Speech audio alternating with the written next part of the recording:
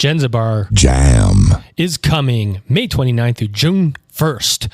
Learn, share, and connect with us in Dallas, Texas at the Gaylord Texan Resort. It's time to jam at Zanzibar's annual meeting.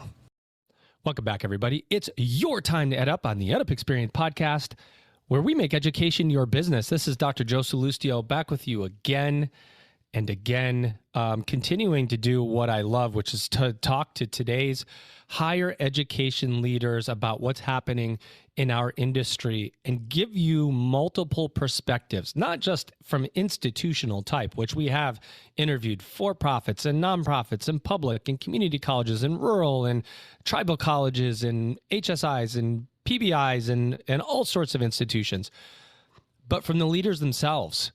We have interviewed diverse leadership across institution, across states, across countries to bring you what's going on in higher ed all across the world. In the EdUp experience, we get this convergence of information, and my brain's always full of these great ideas that I get from leaders that I talk to. And it's such an important service. Elvin and I, some days we get tired, ladies and gents. I will be honest with you. Some days it gets tiring. Another podcast, we've done 860 of them, I think, have been pushed out in the last 4 years. So you think about that, on average, we're podcasting nearly every day. But when we get tired, we say, yeah, but did you hear what so-and-so said? It's like, yeah, what if we didn't podcast that day? We would have never gotten that golden nugget. We would have never been able to pass it on. And that golden nugget that president or that leader told us, they may not even thought about it, giving it to us the same way that they gave it to us that day when we were interviewing, because something that was happening at that time. So much of our leadership is about point in time, helping students at a point in time. Leadership of those that we lead at a point in time. And speaking of point in time, this is a point in time that has been long coming. With our guest, we've been chasing her. We had to reschedule a couple times. This kind of happens with every guest every now and then, but we pinned her down today. We got her. And I've brought along a special guest co-host. He's a 2-time guest, 3-time guest co-host, somewhere in there. The only thing he has left to do to receive the EdUp Triple Crown Award is to host an episode when I can't. So he would be the primary host. So we'll have to see when that happens. Ladies and gentlemen, he's Dr. Bruce Cush. He is the president of Ensign College.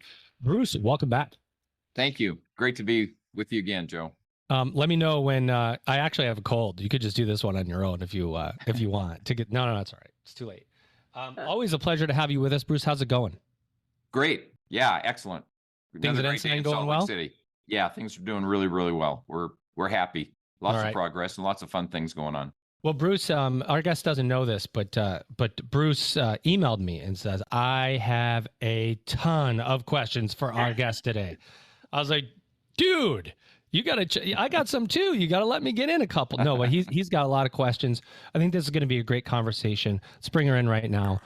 Her name is Dr. Waded Cruzado. She is the president of Montana State University. Welcome to the mic. How are you? I'm doing fantastic, Joe. Thank you so much for this invitation. And hello, Bruce. Hello. Bruce, he did email me and tell me he has a ton of questions, by the way. That is true. No, Dopey. Tell us about, for anybody that doesn't know about Montana State University, what do you do? How do you do it? Yeah, Montana State University is the land-grant university of the state of Montana.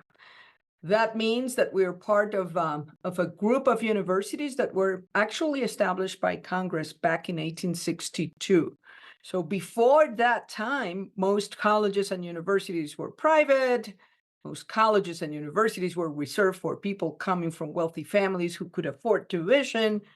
And they had very limited academic programs. In 1862, July the 2nd, Congress passed a bill that had been defeated twice by Justin Smith Morrill. That's why it's known as the Morrill Act. And they established one public university in each state and territory for the Union for the objective of educating the sons and daughters of the working families of America. It was the first time that the word daughters appeared in a congressional bill. And so right now, fast forward 131 years later, we were established in 1893 when we were not a state, we were a territory. And now we are the largest university in the state of Montana, and we are leading with extraordinary initiatives, including graduation rates and persistence for our students and amazing research that benefits everybody in the world. What kind of research did you say? We do. No, you said you described it as certain. Did you say amazing? I thought you said amazing. You said amazing research. Amazing research. Since I had it ready. That's an incredible. I love the backstory of institutions and how. Tell us about you a little bit. How you came to end up at Montana State University, and tell us the story. Yeah, I always like to say that I came here because of the weather. So I wasn't ready with a sound effect, but there's an incorrect button. So I was born and raised in Puerto Rico. Actually, in the city that hosts the sister institution to Montana State, the city of Mayagüez is the place for the land-grant university there. I was the first person in my family to go to college, not because I was more intelligent than my parents. My parents were very intelligent, very hardworking folks. But the difference between my parents and me was that someone opened the door. Someone gave me an opportunity. So ever since I have devoted my entire life to ensuring that no good, hardworking, intelligent young man or woman is ever deprived of the opportunity of going to college, because I know for a fact that college education changed my family, my trajectory, and hopefully enhanced my community. So I arrived at Montana State University on January 2010 via New Mexico State University, another great land-grant university. And if you had asked me 20 years ago or predicted that I was going to end up serving as president of an institution in Montana, I would have looked at you with very puzzled eyes, because I don't think so. that was not the plan. The plan actually was, I just wanted to teach and do my research. And one thing led to the next. In the year 2003, I left the island of enchantment, Puerto Rico, and I arrived to New Mexico, the land of enchantment. I was convinced I was crossing the twilight zone, and and I thought I was going to stay there forever. Quite honestly, I loved New Mexico. I love its people. And then in the year 2009, I was approached by Montana State University, and the rest is history. I have been here now for 14 years and loving every minute of it. 14 years as president. We're going to come back to that. But if I don't pass it to Bruce, I'm pretty sure he's going to put his arms through and choke me. But let me tee him up. His question. Get ready. Prepare to be astonished. Okay, Bruce, now we're ready for you. Okay. Thanks, Joe. Dr. Cruzado, I just want to tell you, I want to commend you for all the things that you've done. As I've read a little bit about you and your background, what you've accomplished there. I don't preside over an institution as large as yours, but having a little bit of appreciation for what you go through, I just think that any leader can learn a great deal from your example and from your accomplishments. I think you're a tremendous case study in higher education leadership in a very difficult time. There was something on the school's website describing your leadership that I wanted to start out with. Describing you, it said she's a passionate champion of the land-grant university's tripartite mission of education, research, and outreach to communities, as well as the crucial role of higher education plays in the development of individuals, the prosperity of the nation, and the vitality of democracy. That's just amazing. Just amazing. And I wonder if you would comment about that statement, that description of you and your leadership, your approach. I'm particularly interested in your views on the crucial role higher education plays in the development of individuals, the prosperity of the nation, and the vitality of democracy. I think those are noble goals. You're obviously doing that. I just would love to have you comment about that. Absolutely. Thank you so much, Bruce. And well, as you saw, I immediately started talking about the land grant mission of Montana State University, because in my mind, it was such an important moment in American history, right? 1862, there were other congressional bills that are of paramount importance, including for where you are in Utah, Bruce. 1862, Congress gave us the Homestead Act, right? It gave us the Pacific Railroad Act. And the way in which I think about this is, while the Pacific Railroad Act and the Homestead Act allowed the nation to grow in a horizontal and economic way, the Land Grant Act allowed us to grow in a vertical manner, promoting social mobility. When some folks asked me and say, and we want to talk about college preparedness, and they deplore that students are or are not ready for college, I always ask, so how many homesteaders do you think were college ready in 1862?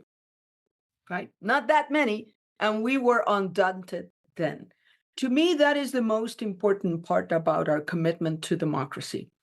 It is not lost on me, right, that 1862, when Congress finally approved the Land Grant Act, we were in the middle of a civil war.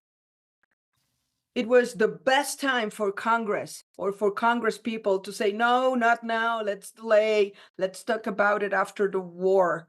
And rather than doing that, I think that as a nation, we came together and we envisioned a better and brighter future based on the education of the citizenry. Along with that, for me, it is very important that we talk openly about access. Many universities, maybe yours, and certainly many land-grant universities over the years were quote unquote seduced by, the private universities or the Ivy Leagues. And we want to be like, and then pick your choice of a single named institution. But I think that if all I do as president of Montana State University is go after the best and brightest students, and mind you, we have the best and brightest students here at Montana State. I'm very proud of them. But if I just focus on only the best and brightest, then I think that I reduce the promise of the land-grant university. In fact, I think that I reduce the university to be nothing more but a conveyor belt. Right? Tell them like it is. A conveyor belt in which the outputs are going to be exactly as the inputs, because we know that those students are going to be successful no matter what. I believe in a university that it's not a conveyor belt, but rather a combustible engine, meaning we're going to take those men and women, doesn't matter where they come from, doesn't matter how prepared or not they are, and because of the experiences that they gain and the knowledge that we instill here at Montana State, after their time here, out they go and they're competent professionals, committed citizens, and happy and healthy human beings. And that's the part about democracy. We cannot have democracy if higher education is just for the few, right? The nation will always be better when we have more people college educated and college graduated from our universities. I love that. We like to say around here that the value and the worth of a student doesn't have anything to do with their ACT score, their SAT score, their GPA. We want to build them into responsible citizens wherever they go. So absolutely, that's the excitement. Kudos. That's the kudos. It is. It's wonderful. It's great to see. So, Joe, have I got one more? You get it, Bruce. You know how this works, man. You can keep going all day if you want. Okay. So I also want to talk about student success and your commitment to student success. And there was information on your page about the research grants, the research funding that the university is doing, and the leadership that you're showing there. I think it was nearly $230 million in 2023, which is wonderful. So there's obviously a strong research agenda. You also talk about a commitment to student success. Yes. And I'm wondering if you face sometimes conflicting priorities with faculty or with others who say, oh, I have my research agenda. Mhm. The student stuff, somebody else is going to have to worry about that.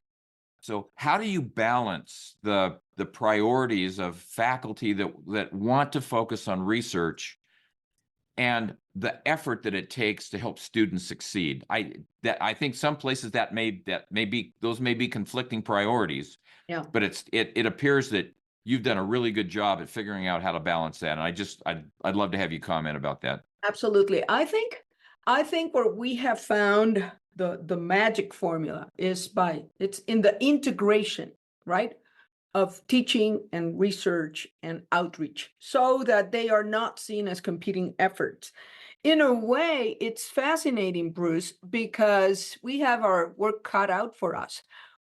In terms of research expenditures and research activity, we're classified at the top of the Carnegie classification. We are an R1 university.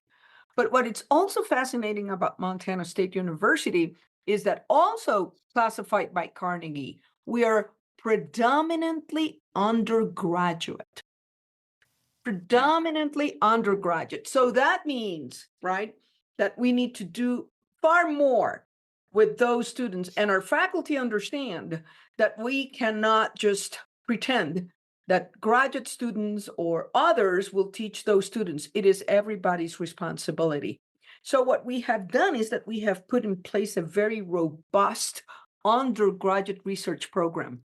And actually, what we want to do is guarantee that every undergraduate who wants to do research will find a placement in faculty's labs or faculty fieldwork. And that has turned out to be fantastic, because it's a hands-on way of learning. So what I offer to students when they come, it's not to just sit idly in a classroom learning from a textbook that someone else wrote, but rather a hands-on experience with that faculty member who might be at the top of his field or working on some research where they can be involved. And here's what I love about involving undergraduate students in research is that they see that faculty member struggling with a problem, right? Trying to find a solution. The students will be able to see their faculty member even experiencing failure and being resilient enough to come back. I think that is one of the best tools with which we can equip our students today, right? Because they think that things are so easy that when they face their first adversity, they crumble down. No, we all have faced adversity. Our wonderful faculty members struggle with some problems, but here are the tools that you have to be successful. Let me share one more anecdote, if I may. So, on the topic of access, there was a moment in which I noticed that we were attracting 73% of all honors students graduating from Montana high schools. 73%. That is amazing, right? And that is where I said, Amazing. That's when I said, that's awesome, but that's not enough. So we decided to come up with a program for actually students who do not see themselves as college material. In fact, students that were not even considering going to college. How did we identify them? We identify them through our wonderful extension program. So we have, right, an extension program in every county of the state of Montana. Those county agents, they know who has a high schooler who might not be thinking about college, and they were the ones who were engaging with students in these conversations. So we started with these cohorts of 50 students who were not, quote unquote, college material. And we challenged ourselves through research to see if they could do better. Now, here's the kicker.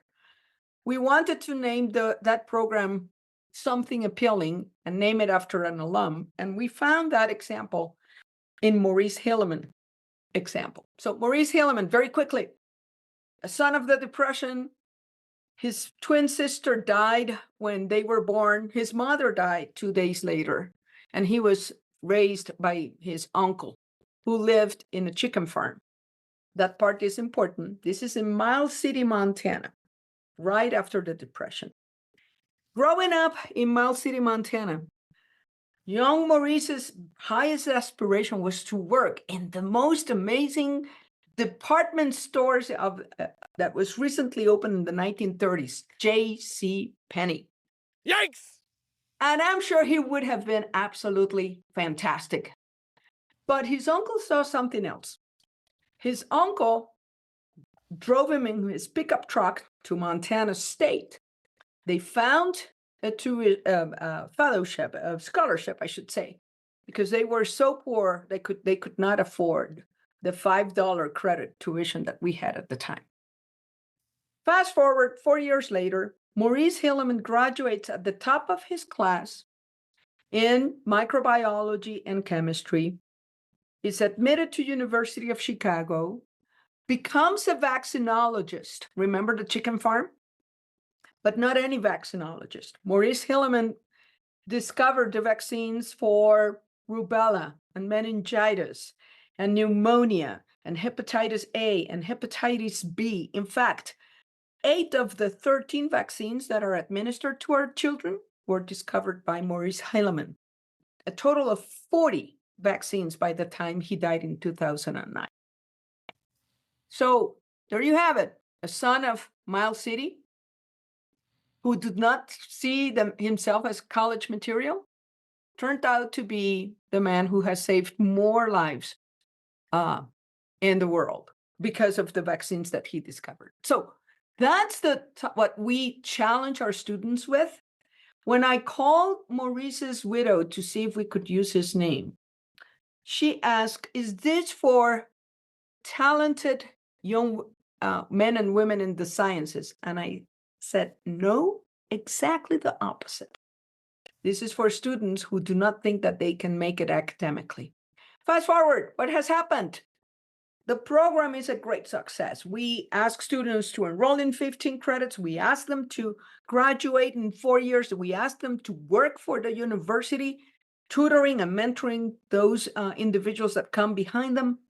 And as a result, just in our first cohort, we had 3 students who did not graduate in 4 years because they graduated in 3.5. And Bruce, Victory!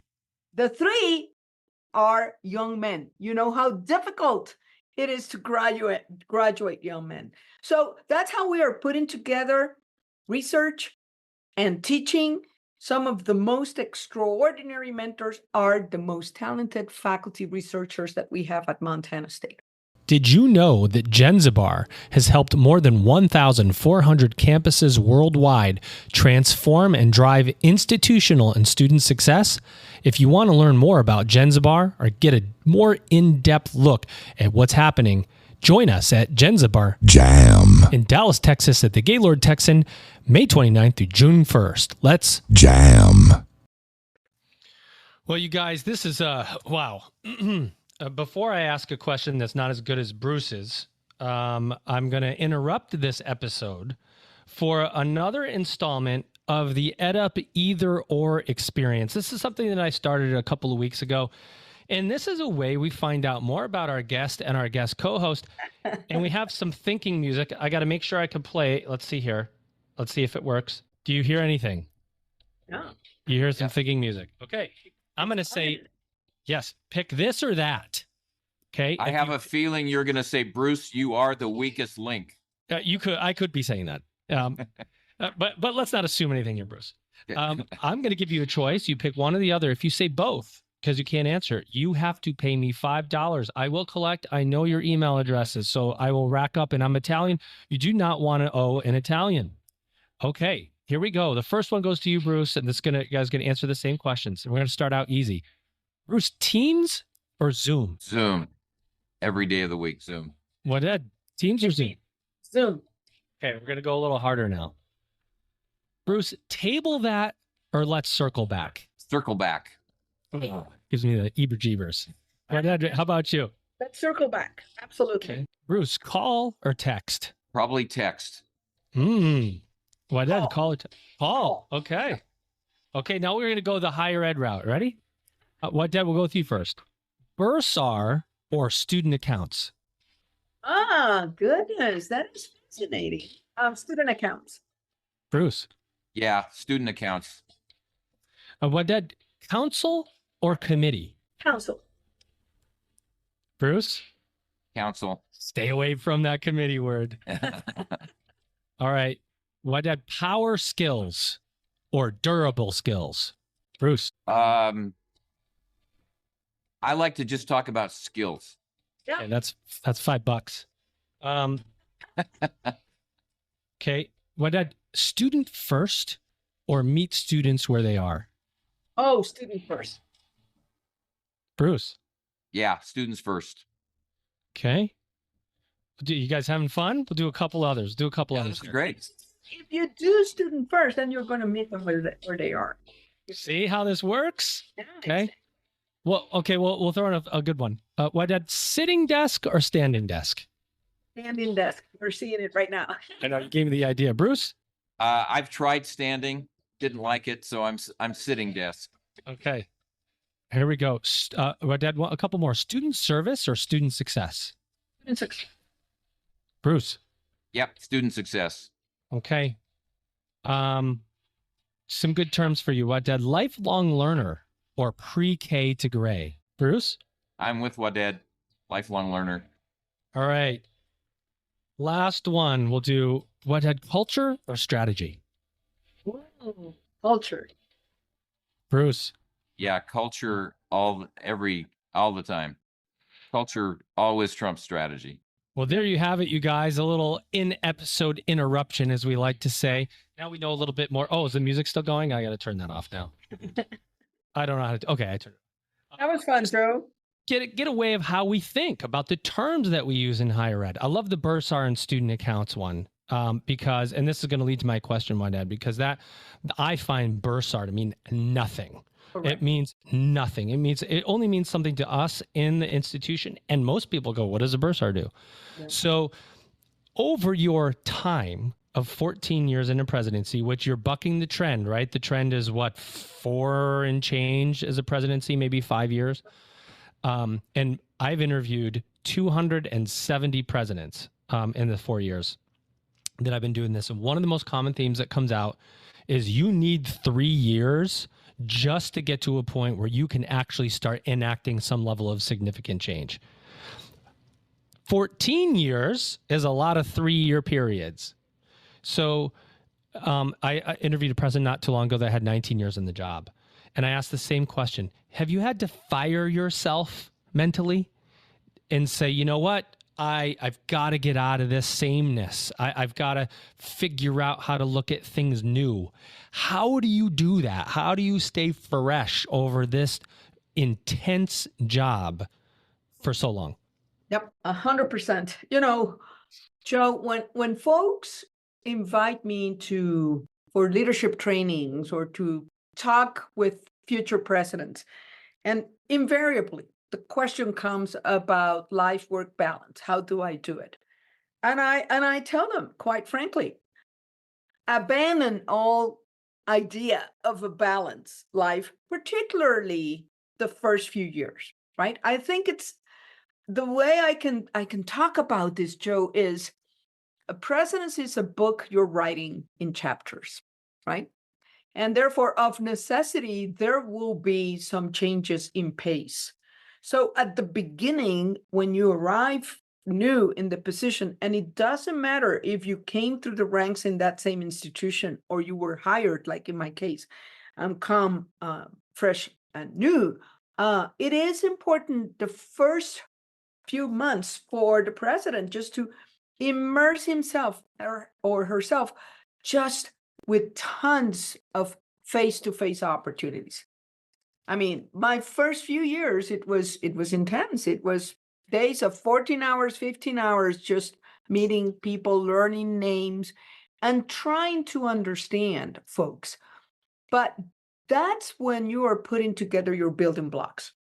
If on the contrary, if you make the error of arriving in a new organization and think that because you have your first 100 days and you're going to start changing things left and right, I don't think that's a good idea, right? People need to know you first.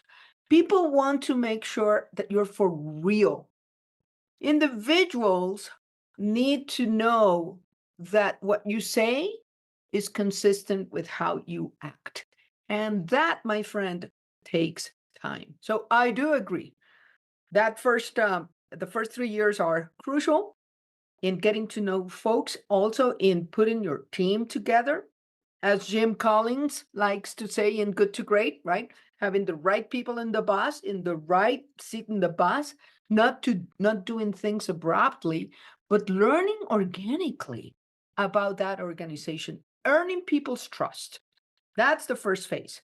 Then, of course, secondly, then you start building upon, right, the first few successes that you're able to accumulate. And then you get to know more of your legislators if you're a public institution, or your alumni, folks who are going to believe in the future, believe in your vision, and be partners with you.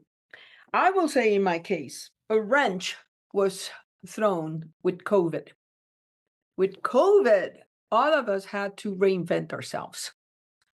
In fact, after COVID, I said, I don't know how I ever claimed to be an academic leader before. Really? Because that required a lot of many social tools at a distance to persuade, to nudge, to make people do things in a different manner, first, remotely, and then coming back. So that was a big change. But to your question, yes.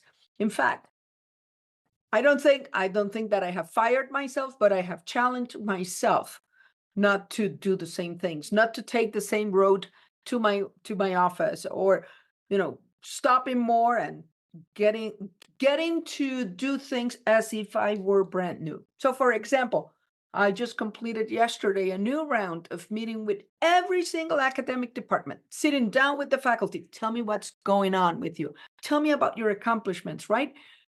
Showing genuine interest in the folks who do the academic world of the work of the university. And then in our last retreat in the summer, I challenged my vice presidents to write a 2-page essay. What would I do now if I were new, with the knowledge I know about Montana, but that I now have about Montana State? So yes, you cannot, out of respect to your constituents, which include not only your students and your faculty, but the people in the state, you need to keep your work fresh every day. Bullseye.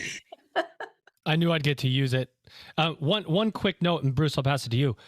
What's really interesting of what you said at the beginning, that work-life balance, you have to know going in, is somewhat of an opposite mindset of potentially the up-and-coming presidents of the future in a lot of ways, who the younger folk within higher ed that are so protective of that work-life balance. There are just some jobs you just have to work, and you have to work more than you ever worked in your life, and you can't come into it protecting time until you understand what the job is. I do find that through hiring in my own position, sometimes I end up with folks, and that's the first question I get in an interview is, what how much space do you make for this time or that time? My parents would have smacked me on the back of the head if I ever told them I asked that in an interview. They would have said, do you actually want the job? But times have changed in that way. But some jobs haven't, and some jobs can't. And that is something that anybody who's coming up to a presidency needs to know. You better be ready to hustle, right? Bruce, back over to you. I just wanted to make that point because there's lots of generations in the workforce right now. This is such a fascinating conversation. I would just echo, I'm about to embark on year number 8 for me. And it was year 3. It was 3 years before I got to the point where I felt like we were really beginning to get some traction, make some progress. So I want to maybe address a topic that's perhaps in some ways, for some, not the most optimistic. Surprise. There's a lot of stuff in the academic press about institutions that are going through deep programmatic change. They're going through budget crisis. They're going through faculty cuts. They're pulling back, which is certainly disruptive, discouraging, disappointing. Probably a lot of other D words that we could use to describe the angst and the torture, I suppose, professionally that people are going through, that no one would like to do, but that leaders have to make some tough decisions that they have to do. And it would appear that Montana State is just sort of going through the opposite. You're thriving, you're growing, if you had to consider something like this, how would you approach such a daunting task? And what advice do you have for a university or a college president that's going through a crisis like this that would help them navigate some really difficult times and do it in a way that's humane, that takes into consideration the feelings of everyone involved, students, faculty, staff, anyone that's affected? These are painful things to have to go through. And you've got faculty governance and people that don't see things from the same perspective as a president. It's probably a long-winded question, but I think it's something that's happening certainly around. One of the issues of our time right now, isn't it? Yeah. 100%. Bruce, and let me say, what I would say first is how to avoid getting to that point. And then we'll talk about what happens if you find yourself in that very difficult situation. First of all, I think, without casting aspersion too much, I think that in a way, we in higher education have done this to ourselves. Why do I say that? Do you remember, at least it happened to me when I was a freshman a few years ago, even not to a few years ago, it was customary for university presidents, to welcome the freshman class with some words along the lines of, look to your left, look to your right. Those individuals will never graduate. Are you kidding me? And that became the mantra, right? So in a way, in due time, what happened was universities were seen as failure factories, because those individuals who abandon college, they don't dissipate in thin air. They go on with their lives with a profound sense of dejection, of failure, and little by little, right? One generation after another is just normal. That now, particularly with some technological opportunities, that some folks say, why do I need to go to college? College it's not for me. So in a way, how do we avoid getting there? It's, as Bruce said before, students first, right? When you have an organization, for all of us to understand, when we get stuck about how to proceed at Montana State University, we always say, okay, let's put students at the center of this conversation. And the answers are always crystallized. Now, the second thing that I would say, how to avoid to get there, is to pay more attention, and this is a corollary of the previous. Pay attention not only to the students that you recruit, right? Because we're all 4,500 colleges and universities going after the same high school seniors. And then all of a sudden, are you as interested in those students who declare your loyalty to you or not? Or are you so, besotted with the new class? And that's the emphasis that we and you, Bruce, place on retention or student persistence, right? Have those students, give those students very high standards. It's interesting. Students want for us to challenge them, right?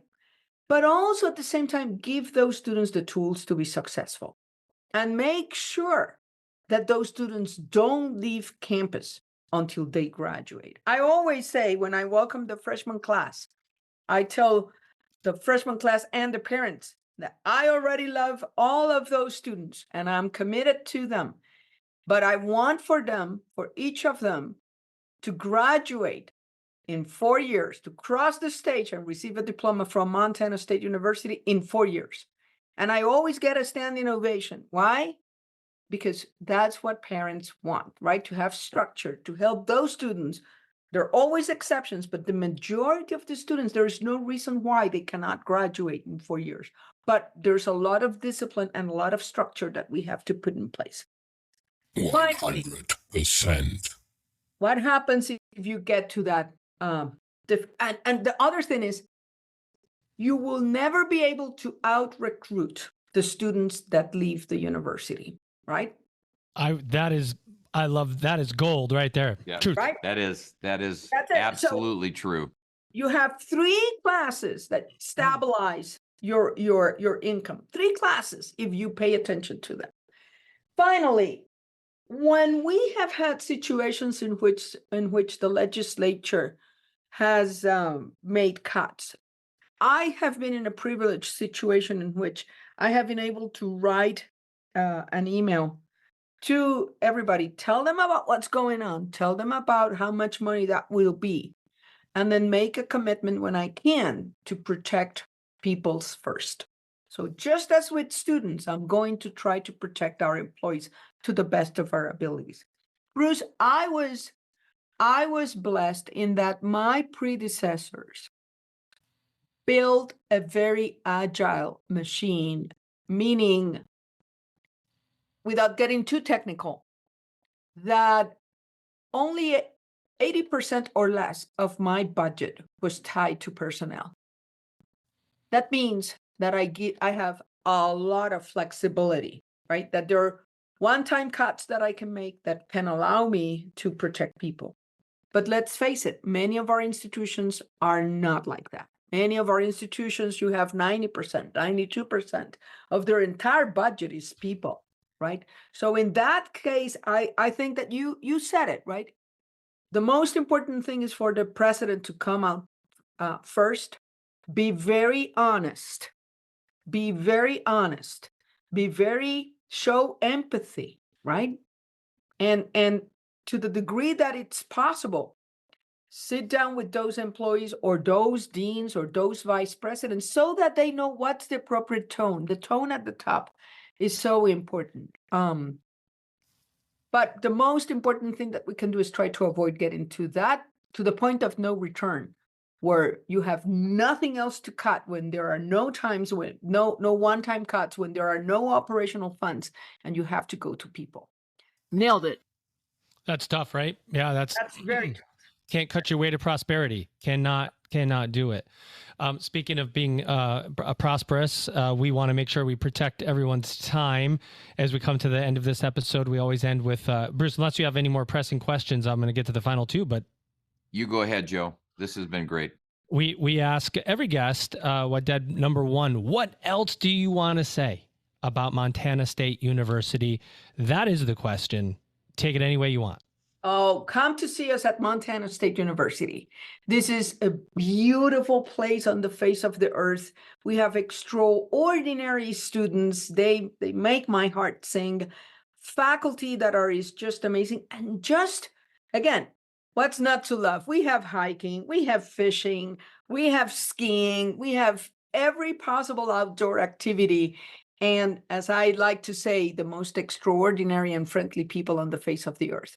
Thank you, Joe, and thank you, Bruce. This has been a lot of fun. Well, you have one more. Got one more. But before I give it to you, I got to tell you guys, I was looking back. Here's a fact. On June 28th, 2021, Elvin Freitas sent an email to President Cruzado. That's how long this episode has been cooking for 3 years. Not because of you, We scheduled it and then I canceled, and then we scheduled it and you canceled, and then I booked like 6 months out. So I'm just telling you, and you know how you came to us was via Millie Garcia, the chancellor. I think she's at California State. And at that time, we could not find enough Latina presidents to bring on the podcast. And we reached out to Millie and we said, can you help us? And she gave us a list. You were on it. And 3 years later, here we are. So it's about persistence and time. It's how difficult the job is. It's, fitting these things in. And look how good this conversation would have never been as good 3 years ago as it was today, because I wouldn't have met Bruce either along the way. So sometimes a plan comes together. Tell us what you see for the future of higher education, Wadan. Well, I think, quite honestly, we need to sit down and think a lot about this. What's the impact of artificial intelligence? How do we communicate the value added that a college education and devoting 4 years of you not going directly to the workplace because you're going to get better prepared at a college university? How do we sell that? Our students need to know, our parents need to know, our constituents, our legislators. I think that, again, gone are the days where we could come back complacent every day to our classrooms thinking that I was able to teach the way I taught last year. Those days are gone. So I am not saying I don't have all the answers, but I think it's an invitation for all of us, right, in higher education and beyond, so that I still believe a lot in the opportunities that college education promotes. And having people together, sometimes a lot of the learning that happens is between those young folks that happen to coincide in a certain cohort. And that is important. But we need to do a better job communicating to the folks why a college degree makes sense now and into the future. Wow. What an honor to be on this episode with my guest co-host. You know him, you love him. He's got a distinctive voice in higher ed. He's Dr. Bruce Cush, and I mean that both physically and philosophically. Bruce, president of Ensign College. Thanks for coming back, man. I hope you had a good time. And anytime. This is fantastic. This is just fantastic. A trailblazing leader on the microphone, yet again here on EdUp. I would find her and connect with her. I was listening to some of the videos you have on YouTube. There are so many leadership lessons in there that we can take away from. Anybody who's in a presidency 8 years or 14 years, these are the people that you need to connect with. They have the secrets, ladies and gentlemen. They have the secrets. And I know because they give them to me before the recording starts. That's why I can't sleep at night. There's too much going on. Ladies and gentlemen, here she is. She's my guest. No, she is your guest today. She is Dr. Waded Cruzado, and she is the president of Montana State University. Waded, it has been an absolute pleasure and honor to have you on. I hope you had a good time.